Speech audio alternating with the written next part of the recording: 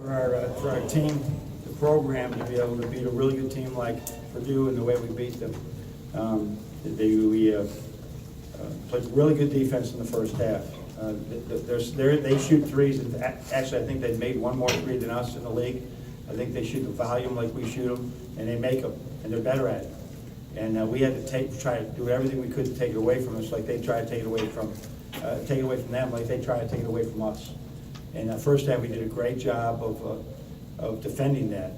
And then Maurice's 4 threes were a big difference maker. There's not a lot you can do to pound the ball into the post is very difficult with Mo, with likes of Haas and Swanigan, because it compromises the areas he works on. So we just try to spread them out. If we don't make those threes, we're probably down here thinking we shot too many threes. But some days it's just you got to pick it, and you got to do it, and hopefully it works well enough for you. So really good team with Purdue. I stand by. I think they can win the Big Ten tournament. I think they make a long run in the NCAA. I think they get a lot of elements, and if they're like some of the good teams we've had, a loss this time of the year after they just won 5 in a row, right, isn't the worst thing in the world, because it brings you back to coming out of this thing and playing even better afterwards, because they got a heck of a team. Proud of our seniors. All 5 of them, except I wish Sean would have just went and laid it in. He wanted to be the good gentleman and sportsman and not lay that one in. I think everybody, Matt would have, and his team would have forgiven him. But our seniors have done a great job all year long, all 4 years, and I'm proud they could go out in front of that crowd and get a big win like that. So still got work to do in everything we do. That was our 4th game in 10 days. That was our 7th game in February, and we came out of it all right. So now we have to, we got a little bit of time. Our kids having a day off really in 12 days. So they really need a day tomorrow to rest and go to Chicago and play a great Northwestern team. Chris, you want to start us off? Talk about how Mo has evolved on defense. Obviously, you gave what you gave. Yeah, there's still moments on defense, but he understands it. And we got a lot of credit that goes to Sadi and Bill Diamond on that. They've done a great job. And he's committed to do whatever it takes to help us win.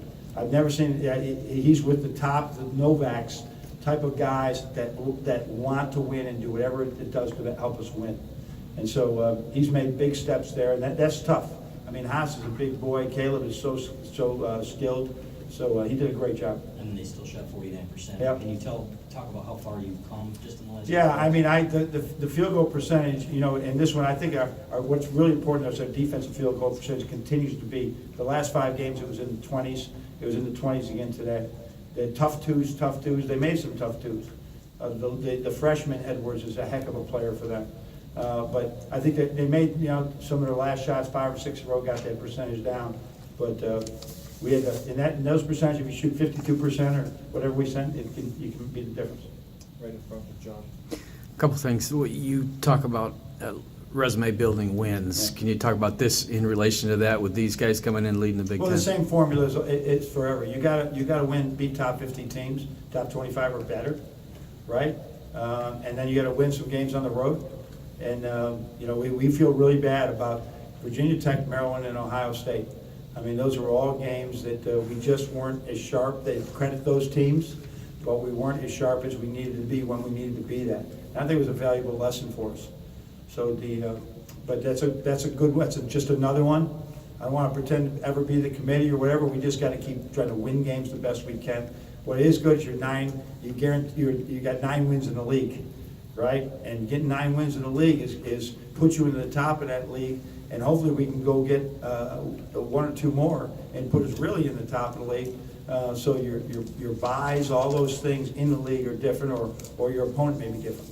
The other thing is you had a stretch in the second half where you had a couple of starters out, and yet Yep. the guys on the Yep. court built the lead. How big was that? That was when we went with DJ to play the center, right? And just because they're switching screens, and just to give us a little likeness what we had with Mo when he's in foul trouble. But that was big. Xavier hitting that 3 in the corner. That young man's in the Davidson Player Development Center like every day, right? Every day. He's just shooting and shooting and shooting. And for him to see that ball go in like that was big for us. But I think that we got enough rest during that time for Derek for Mohammed, Zach, that really helped us. But that play off the bench of Xavier and Duncan in particular was really good. In the right back with Kevin. Coach, Derek's always been the type to kind of deflect the attention towards a team effort and stuff, but after 4 years, the injuries, the adversity is tonight a night he kind of deserves to selfishly enjoy. Yeah, he was strong tonight in so many ways in running our team. The rebounds, 5 assists, no turnovers. I mean, he's really become like the guard that I think he always wanted to be, and we always want him to be. And it's not that he's been bad in between. It's just that I don't think he's such a great unselfish player. It was always about the team. And I think he convinced himself that if it's really about the team, then I need to do more, right, for the team. Right in the TV back with Justin. Justin? Coach, good afternoon. How are you today? Thanks.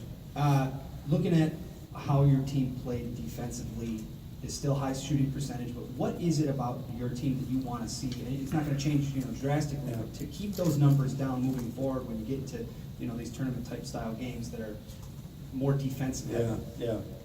We just have to battle. I mean, we just have to find ways to stop people by hustle, flying around, right?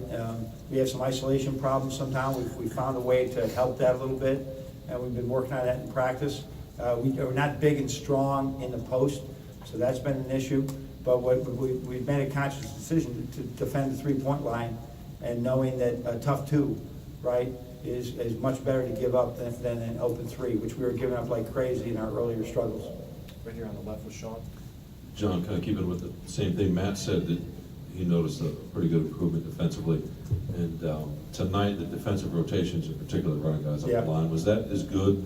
Yeah, as you've seen Duncan in from your particular team? had one. I talked earlier with several of our guys, not just Duncan. There was this pause in rotation that was killing us. Where do I go? And we tried to really emphasize it in practice, but we tried to show them enough film. This is not a time to think. This is a time to react very quickly, to act very quickly. And there was one where we ran a guy off the line, and Duncan made the perfect play to blow it up. And his defense getting better every day. And it really needs that to happen. So it's just a lot of hard work by them. Great job by Billy Donlin here to continue to stress us with our guys, and it's been meaning victories right now. On your right with David. John, with senior day, one of them marked an L. I know it hasn't gone just like you would have planned, but if you've been proud of the way he's handled it. Absolutely. Yeah, no, absolutely. What kind of opportunities do you think? No, I mean, he's had some great moments here at Michigan, and now he's got 4 years. Hopefully, he's got a Big Ten championship ring. Hopefully, he's got 3 out of 4 NCAA tournaments with him. He's played in every game, I believe, almost every game since he was a sophomore. So he's been a great representative of us. He's quiet. He's not as assertive maybe as probably he will be maybe later on in life, but he's a model student. He's done a great job at representing this university. So no, he's not going to be in the Hall of Fame someday, but he's going to be in the Hall of Fame as far as just having a guy that was a good teammate and working hard every day in practice. In the back middle with Ace. Coach, you guys ran a successful high screen with DJ Wilson handling the ball and Wagner setting the screen. Is that something we should expect to see more Pick of? that up. But that was a late shot clock deal in the first half where we had 7 seconds on the shot clock, and we just drew that up. We had 7 seconds. We were looking for a corner 3 for Derek, and if it wasn't there, inbound DJ, and I had nothing else to draw up, so I said, Mo, set a screen and slip it, and maybe DJ will see over the top. But getting DJ play left to right would be really good for us because he does play well that way. Right next to him is Quinn. Yep. With Mo, and I mean, you guys have had players who can go off and you kind of feed off of that. It just seems a little bit different, I think, when he starts making shots. It's just the kind of energy in the whole group. Yeah. Is that something that you see as well? Or is that, Yeah, is that real? this young man came in here at 18 years old from Germany. He'd been to the States a couple times, and he is so loved by his teammates that when he does things well, I mean, he doesn't have a bad word to say about anybody. He's so caring for his teammates.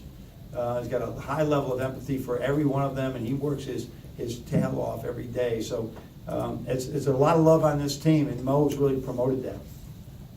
Right in the middle with Brandon. Hey, Coach. You were kind of saying this earlier, and Coach Painter also kind of touched on this, but looked like with Mo especially, you guys kind of had success starting on the outside and then going inside rather than posting up. Is that really when Mo is at his most efficient offensively, or when he's the? Yeah, he's learning that fine line between shooting a three and driving it. I can't wait to work with him more on selling a shot fake before he does. Sometimes just rips and goes. But he's almost like a forward or a guard in how he plays. But he had some a really good post move inside. So he and DJ have to bottle this thing up, that they can shoot from the outside, but their help teams win. They're gonna play professionally if they have a post-up game. So they're not gonna just be these 6'10" shooters. They're gonna need to grow in that physical part of it. And so he's got a good mix then. If we can put that third part in, that he can shoot and he can drive and he can effectively post up and hold position, he could become very special.